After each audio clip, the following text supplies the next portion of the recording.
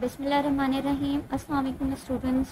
Schools of होने से पहले हमारा unit number 1 real and complex numbers on board थी, जिसकी एक्सरसाइज नंबर 1.3 तक हमारा काम कंप्लीट हो चुका था एंड एक्सरसाइज नंबर 1.4 का हमने इंट्रोडक्शन और इसके तकरीबन 2 पार्ट्स हमने कंप्लीट कर लिए थे। पर नेक्स्ट पार्ट करने से पहले latest recall our formal concepts about base and exponents. आप सबको पता है जब भी हमारे पास कोई एक्सपोनेंशियल टर्म दिया जाता है, for suppose a power n, तो यहाँ पर हमारा a क्या है, a is the base and power n is known as the exponent और इंडेक्स। एक्सरसाइज नंबर 1.4 में हमने कुछ लॉज ऑफ एक्सपोनेंट्स के बारे में स्टडी किया था। लॉ ऑफ एक्सपोनेंट्स में तकरीबन 4 लॉज हमने पढ़े थे and these laws are. Exercise 1.4 के इंट्रोडक्शन में हमने तमाम लॉज ऑफ एक्सपोनेंट को डिटेल में स्टडी कर लिया था। पेज नंबर 25 पे आपको ये चारों लॉज एक ही अलाइनमेंट में मिल जाएंगे। यहाँ पर देख लेते हैं रिकॉल करने के लिए। नंबर 1 लॉ था हमारे पास law of product of power, in which if आपके पास दो expression in a product form में दिए जाते हैं तो आपको पता है इनकी एक्सपोनेंट्स और पावर्स आपस में क्या होंगी, ऐड होंगी। सेकेंड लॉ था हमारे पास law of power of power, जिसके अंदर इफेक्ट एक्सपोनेंशियल टर्म के ऊपर हमें एक सेकेंड पावर दी जाती है तो ये दोनों पावर्स आपस में मल्टीप्लाई होंगी। थर्ड लॉ था हमारे पास इन विच जब किसी होल ब्रैकेट के अंदर आपके पास दो या दो से ज्यादा टर्म्स दिए गए हों और इनके ऊपर अगेन एक पावर दी गई हो, तो ये जो पावर होगी एक्सपोनेंट्स किसी भी एक टर्म पे वैलिड नहीं होगा, बल्कि दोनों ही ब्रैकेट के अंदर मौजूद दोनों ही या तीनों जितने भी टर्म्स हैं उन सब पे वैलिडेट करेगा। फोर्थ लॉ था हमारे पास जिसके अंदर इफ ब्रैकेट के अंदर आपके पास दो टर्म्स डिवीजन में दिए जाते हैं तो अगेन यहाँ पर भी क्या होगी, ये पावर दोनों ही टर्म्स पर अप्लाई होगी।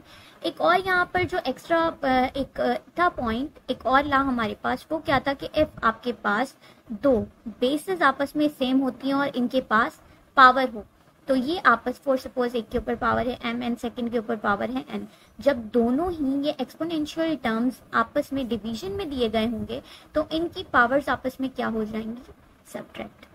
क्लियर? चलिए आगे वाला पार्ट सॉल्व करते हैं। नंबर 1 क्वेश्चन है हमारे पास पार्ट 3 का, which is simplify using the law of exponent, यानी कि लॉ ऑफ एक्सपोनेंट्स को यूज करके हमें तमाम क्वेश्चन सॉल्व करने हैं। नंबर 1 क्वेश्चन है हमारे पास, एक एक्सपोनेंशियल टर्म है 5 पावर 2 जिसके ऊपर अगेन एक पावर है विच इज 3। जब हम इसे सॉल्व करेंगे आप देख सकते हैं होल ब्रैकेट में हमारे पास एक एक्सपोनेंशियल टर्म है जिसके ऊपर एक पावर मौजूद है, इस पावर के ऊपर अगेन एक सेकेंड पावर मौजूद है, तो यहाँ पर कौन सा लॉ अप्लाई होगा, law of power. That means कि जब एक पावर के ऊपर दूसरी पावर है तो ये दोनों पावर्स आपस में क्या हो जाएंगी, मल्टीप्लाई। तो हमारा आंसर क्या होगा, 5 पावर 2 3 आर 6। आगे फर्दर सॉल्व करने की जरूरत नहीं है, ये हमारे पास क्या आ गया, हमारा आंसर। क्वेश्चन नंबर 2 है आपके पास xy power 3 curly brackets power 5। यहाँ पर भी कौन सा लॉ अप्लाई हो रहा है, लॉ ऑफ पावर। जब इसे हम सॉल्व करेंगे तो एक्स वाई, आप यहाँ पर देखें कि एक पावर के ऊपर अगेन एक दूसरी पावर है तो दोनों ही पावर्स आपस में क्या हो जाएंगी, मल्टीप्लाई। तो एक्स वाई पावर, और यहाँ पर देखें आप ब्रैकेट के अंदर एक्स और वाई दोनों मौजूद टर्म्स होंगे एक ब्रैकेट के अंदर और इनके ऊपर कोई पावर होगी तो ये पावर जो है इन दोनों टर्म्स पे वैलिडेट करेगी। ठीक है, यानी कि ये जो पावर n है ये a के साथ भी होगी और पावर n b के साथ भी होगी। तो सेम इसी कॉन्सेप्ट के साथ यहाँ पर जो पावर 15 है ये हमारे पास x के पास भी मौजूद है और y के पास भी। आंसर क्वेश्चन नंबर 3 में आपके पास दिया गया है -4 power 2 curly bracket power 5। Again यहाँ पर कौन सा कॉन्सेप्ट यूज हो रहा है, लॉ ऑफ पावर, यानी कि 2 और 5 दोनों ही एक्सपोनेंट्स आपस में क्या हो जाएंगे, multiply, and this will give us a -4 power 10।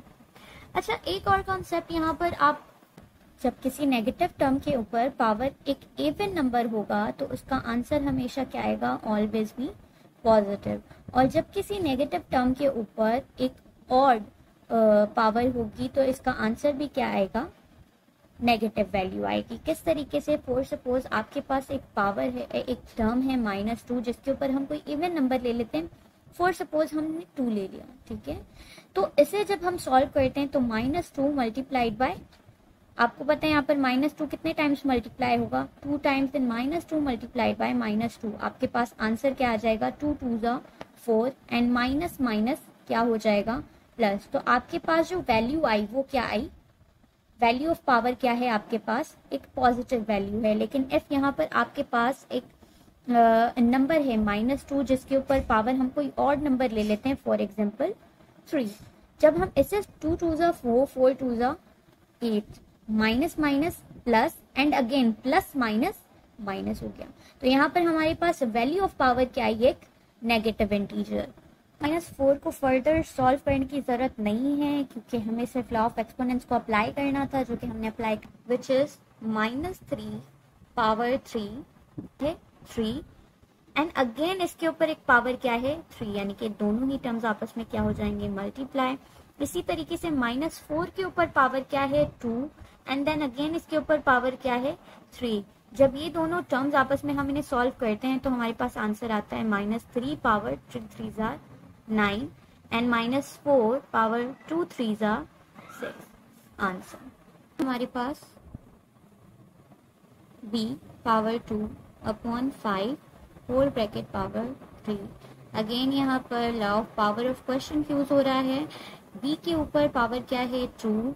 हमने क्या पढ़ा था कि जब भी डिवीजन में कोई वैल्यू होगी 4, यहाँ पर आपके पास 3 पावर्स दी गई हैं, तो इसमें कंफ्यूज होने वाली बेटा कोई बात नहीं है। आप जो है स्टेप बाय स्टेप प्रोसेस करते रहें। फर्स्ट पावर आपके पास क्या है 3, इसे फर्दर आपको सॉल्व करने की भी जरूरत नहीं है। नेक्स्ट पावर पर चलते हैं। पावर ऑफ पावर का लॉ यहाँ पर अप्लाई होगा, तो z के ऊपर 3 और 2 आपस में दोनों क्या हो जाएंगे, मल्टीप्लाई। बाहर वाली पावर को हम वैसे ही रहने देते हैं, तो क्या आ गया z पावर 6 और इसके बाद आपके पास एक पावर थी 4।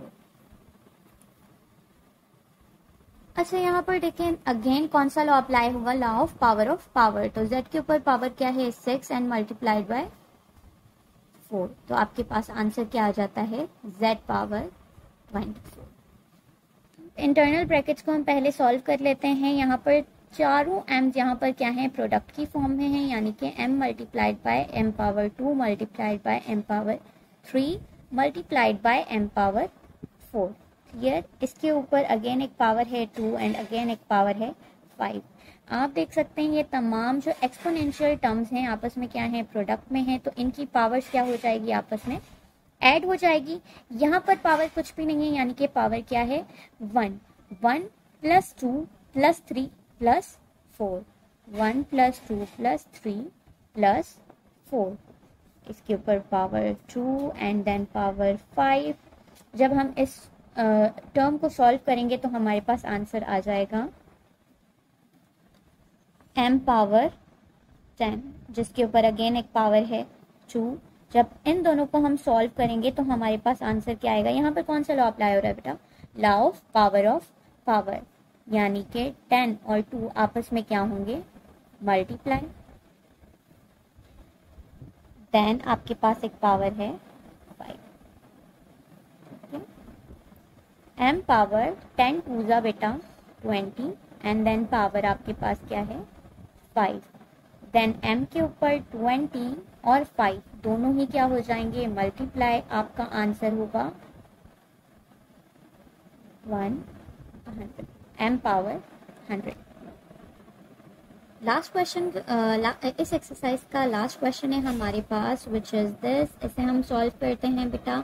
ये आप तीनों -0.1 आपस में क्या है, in the form of product हैं, तो ये सारी पावर्स इनकी क्या हो जाएंगी, 2 3 एंड 4 ऐड हो जाएंगी। Then our answer will be 0.1 2 plus 3 and plus 4। इसके बाद हमारे पास एक और ब्रैकेट है जिसके पास पावर है 2। जब हम -0.1 की इन तमाम पावर्स को सॉल्व करते हैं तो हमारे पास आंसर आ जाता है 9 एंड देन अगेन एक bracket which is minus power 2। यहाँ पर हमारे पास लॉ अप्लाई हो रहा है, लॉ ऑफ पावर का, तो हमारे पास क्या आंसर आ जाएगा बेटा 0.1 पावर 9 एंड मल्टीप्लाइड बाय 2। बाहर हमारे पास नेगेटिव साइन थी, जब इसे हम सॉल्व करते हैं तो हमारे पास आंसर आएगा 0.1 and 9 multiplied by 2 is equals to 8, right. Minus और माइनस दोनों आपस में क्या हो जाएंगे, प्लस, तो लिखने की हमें ज़रूरत नहीं है, तो 0.1 पावर 18 हमारे पास आंसर आ गया। अल्हम्दुलिल्लाह एक्सरसाइज नंबर 1.14 आज हमारी कंप्लीट हो चुकी है। बेटा अपनी नोटबुक्स को बिल्कुल मेंटेन करके रखें और ये एक्सरसाइज जो है अपनी फेयर नोटबुक पर नोट डाउन कर लीजिएगा। थैंक यू, अल्लाह हाफ़िज़।